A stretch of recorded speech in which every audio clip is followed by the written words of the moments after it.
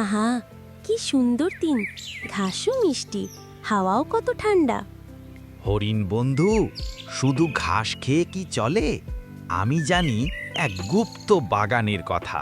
সেখানে ফলের পাহাড়। চল, আমি তোমাকে দেখাই। সত্যি? বাহ, তাহলে চলো। আমি তো ফল খেতে ভীষণ ভালোবাসি। তারা দুজন বাগানে যায়। হরিণ আনন্দে ফল খেতে থাকে, শেয়াল চারদিকে তাকাতে থাকে।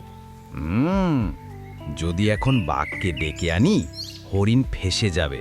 তখন আমি পাবো হাড়ের টুকরো। হরিণ ভাই, তুমি এতবার চারদিকে তাকাচ্ছ কেন? তোমার মুখে অদ্ভুত হাসি কেন? আরে না, কিছু না। আমি শুধু গাছের সৌন্দর্য দেখছিলাম। হরিণ হঠাৎ বুদ্ধি খাটিয়ে নদীর দিকে দৌড়ে যায়। না শিয়াল ভাই, আমি বুঝেছি, তুমি আমার বন্ধু নও। লাফ দিয়ে জলে পড়ে যায়। আরে বাপরে, আমি তো সাঁতার জানি না। মনে রেখো, চালাকি বেশি করলে শেষে নিজেরই ক্ষতি হয়।